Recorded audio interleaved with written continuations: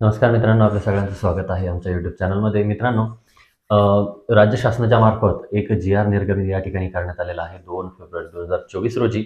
तर या जी-आरच्या माध्यमातून जे काही आहे तर जमिनीची जी काही मोजणी आहे मित्रांनो, तर तिचं एक नवीन व्हर्जन लॉन्च करण्यात आलेले आहे, जिला नाव देण्यात आलेलं आहे ई-मोजणी व्हर्जन 2. तर या व्हर्जन अंतर्गत होणार काय आहे, तर आपल्या ज्या काही जमिनी आहेत, तर त्या GIS मॅपिंगच्या माध्यमातून म्हणा किंवा जे काही आपलं डिजिटलायझेशनचा जमाना आहे आणि त्याच्या माध्यमातून काही यंत्रांच्या किंवा काही उपकरणांच्या माध्यमातून आपली जमीन त्या ठिकाणी मोजून घेतल्या जाणार आहे किंवा मोजल्या जाणार आहे आणि त्यानंतर तिची जे काही डिजिटल प्रिंट असेल, मग आपली जी काही क प्रत आहे तर त्या क प्रतीवरती अक्षांश आणि रेखांश सहित आपल्याला ती क प्रत ऑनलाईन बघायला मिळणार आहे. तर त्या संदर्भातलं एक नवीन अपडेट या ठिकाणी आलेलं आहे आणि आपण त्याबद्दलची माहिती या ठिकाणी जाणून घेण्याचा प्रयत्न करणार आहोत. तर त्या संदर्भातला जो काही जी-आर आहे मित्रांनो, तर तो जी-आर शासनाच्या वतीने 2 फेब्रुवारी 2024 रोजी त्या ठिकाणी निर्गमित करण्यात आलेला आहे. GIS आधारित तंत्रज्ञानाचा वापर करून तयार करण्यात आलेल्या मोजणी नकाशांवर अक्षांश व रेखांश नमूद करून क प्रत उपलब्ध करून देणे व सदर मोजणी नकाशे भूमी अभिलेख विभागाच्या पोर्टलवरती प्रसिद्ध करण्यासाठीचं हे जे काही जी-आर आहे तर तो आहे बघा.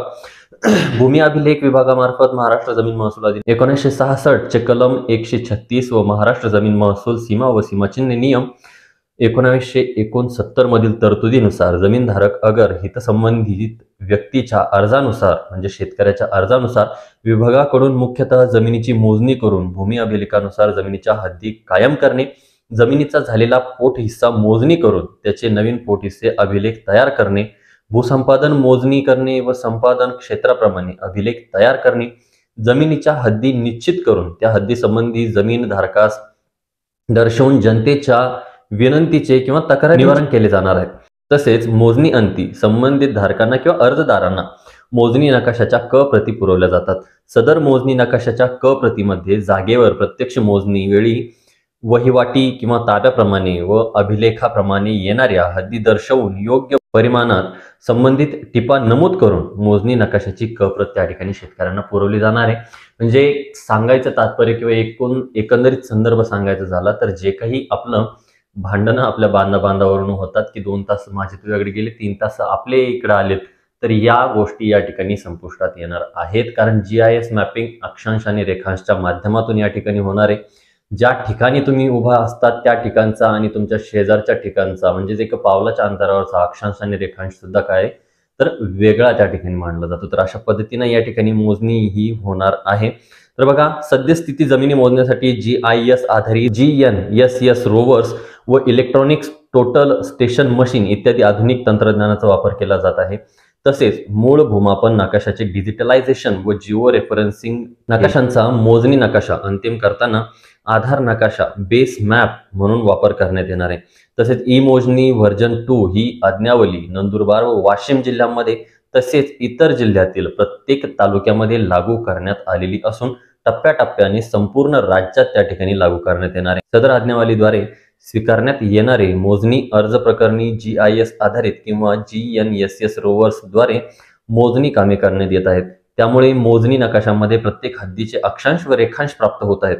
त्यामुळे जमीन मोजणी प्रकरणामध्ये लगतच्या धारकांच्या हद्दीबाबत मोजणी वेळी मानवी चुकांमुळे लगत गटांमध्ये एकमेकांच्या हद्दी जाणे अथवा 2 मोजणीमुळे हद्दीमध्ये अंतर पडणे, ज्याला आपण इथे ओव्हरलॅपिंग गॅप ज्याला आपण त्या ठिकाणी म्हणतो, तर यासारखे वाद किंवा तक्रारी कमी होण्यास मदत होणार आहे. त्यामुळे भूमी अभिलेख विभागाकडून सर्व मोजणी प्रकरणांची GIS आधारित मोजणी नकाशे पुरवताना अक्षांश व रेखांश नागरिकांना मोजणी नकाशा पुरवण्यास तसेच सदर मोजणी नकाशे अक्षांश व रेखांश भूमी अभिलेख विभागाच्या पोर्टलवर प्रसिद्ध करण्याची बाब शासनाच्या विचाराधीन होती आणि तीच या ठिकाणी प्रत्यक्षात आणण्याचा प्रयत्न त्या ठिकाणी केलेला आहे. एकंदरीत शासन निर्णय काय सांगतो मित्रांनो, तर भूमी अभिलेख विभागाकडून धारकांच्या जमिनींचे हद्द कायम, पोट हिस्सा, सामिलीकरण किंवा बिनशेती, कोर्ट वाटप व कोर्ट कमिशन व इत्यादी प्रकल्पांकरिता भूमी संपादन इत्यादी विविध प्रकारच्या मोजणीचे कामे करून मोजणी नकाशांची जी काही क प्रत आहे तर ती पुरवण्यात येणार आहे.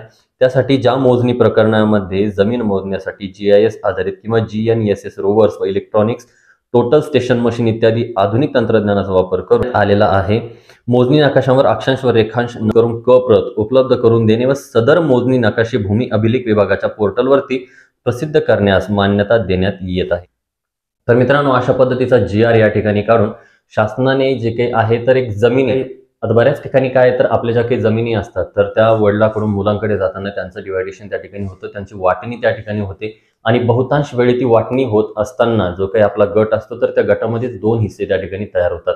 तर ह्या ज्या काही 2 हद्दी आहेत तर त्या नेमक्या कुठून असणार आहे, तर यासाठी ही GIS किंवा GNSS रिव्हर्स जी काही माध्यम आहे, तर या माध्यमातून जी काही जमीन आहे तर ती व्यवस्थित त्या ठिकाणी मोजली जाणार आहे. व्यवस्थित त्या ठिकाणी त्यांच्या ज्या काही बाजू असतील किंवा बांध असतील तर हे बांध निश्चित त्या ठिकाणी केले जाणार आहेत आणि त्यांचे जे काही नकाशे आहेत ज्याला आपण क प्रत भूमी अभिलेखच्या भाषेमध्ये त्या ठिकाणी बोलतो, तर त्या प्रतीवरती अक्षांश आणि रेखांश सहित तुम्हाला ती प्रत आता सध्या ऑनलाईन त्या ठिकाणी बघायला मिळणार आहे.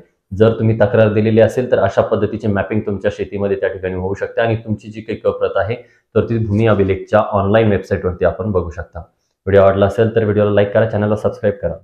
भेटूया नवीन व्हिडिओसोबत. तोपर्यंत धन्यवाद.